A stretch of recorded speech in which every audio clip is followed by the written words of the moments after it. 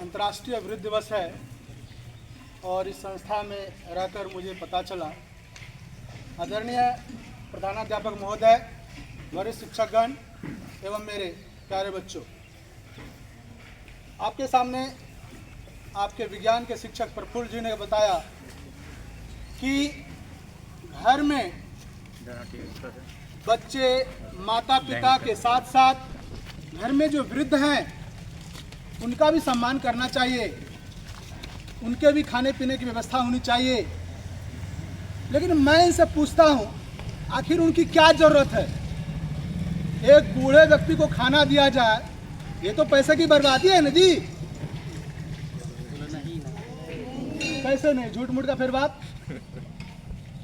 China एक ऐसा देश है जिसका कहना है कि जो काम करे उसको जिंदा रखो और जिसका काम खत्म हो गया उसका तमाम करो। इस पॉलिसी पर वो काम करता है। तो हमको भी नहीं करना चाहिए सारे बूढ़े बूढ़ी को खत्म कर दिया है? नहीं। उनको रखने से फायदा फिर क्या होगा बताओ? कोई एक बच्चा बताओ, है कोई फायदा? सुबह शाम उनको खाना दो, उनका बीमारी का इलाज करो, उनको रखने से क्या फायदा है जी? काम ही न कर पाएंगे, हमारे लिए कुछ करिए, उनको रखने क्या फायदा है? छोड़ो, इसका हम बाद में बात करते हैं, क्या करना है। एक कहानी सुनते हैं। चीन में एक शासक ने फरमान दिया कि देश का वैसा आदमी जो काम करके कमा के कुछ नहीं लाता है उसका रहना जरूरी नहीं है। राजा ने फरमान जारी किया, उस सारे बूढ़ा बूढ़ी को खत्म कर दो, मार दो, और कल तक कोई बूढ़ा बूढ़ी नजर नहीं आना चाहिए। सबको समाप्त कर दिया गया। लेकिन एक व्यक्ति जो था वो सोचा, नहीं, मैं अपने पिता से काफी प्यार करता हूं, भले मेरी जान चली जाए लेकिन मैं अपने पिता को, चाहे वृद्ध ही क्यों ना हो, मैं उनको जीवित रखूंगा, और उसको छुपा दिया। दिनचर्या आगे चलती रही और प्रकृति ने कहर मचाया। जब किसी गांव के सारे बूढ़े बूढ़ी को मार दिया गया तो प्रकृति नाराज हुई और क्या हुआ, उस गांव में अकाल आ गया। क्या आ गया? अकाल। तब राजा को लगा कि ये तो क्या हो गया। मीटिंग हुई कि क्या किया जाए। किसी ने ऐसा कोई सुझाव नहीं दे पाया कि हम अगले बार इस गांव को सुरक्षित कर पाएंगे, अनाज हो पाएगा। लेकिन एक व्यक्ति जिसने अपने पिता को कैद कर रखा था, उसके पिता ने उस बेटे से कहा कि बेटा,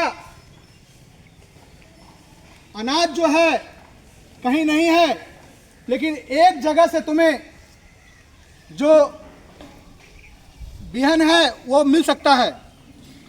तुम क्या करो, सड़क के दोनों तरफ पानी गिरा दो। सड़क के दोनों तरफ पानी गिरा दो। उस समय पक्की सड़क नहीं हुआ करती थी, कच्ची सड़क हुआ करती, बैलगाड़ी वगैरह चलता था। बोला ठीक है पिताजी, मैं ऐसा कर दूंगा। और उसने ऐसा ही किया। और कुछ दिन के बाद क्या हुआ, सड़क के दोनों तरफ जो है पौधे आ गए और लोगों को पता चला कि उस गांव में, जिस गांव में एक वृद्ध को छुपाया गया था, वहां पर उस व्यक्ति के पास फसल है। उसको बुलाया गया राजा के पास। बोला आखिर पूरे राज्य में फसल नहीं है, लेकिन तुम्हारे पास ये कैसे संभव हो पाया? तुम ऐसे कैसे कर पाए?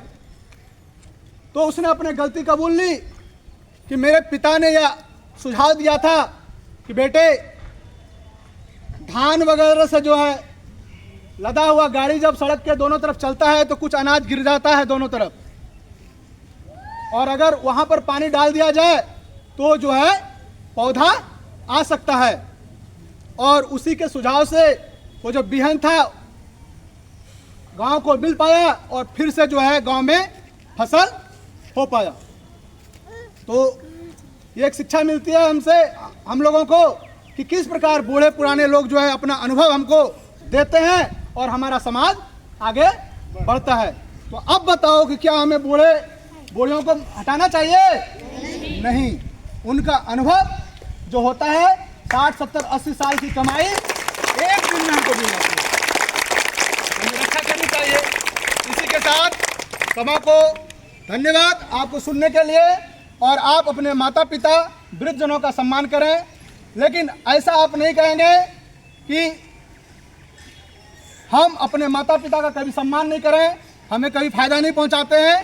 वो किसी न किसी रूप में हमारी फायदा पहुंचाते हैं, भले वो हमें दिखता नहीं है। इसी के साथ जय हिंद, जय भारत।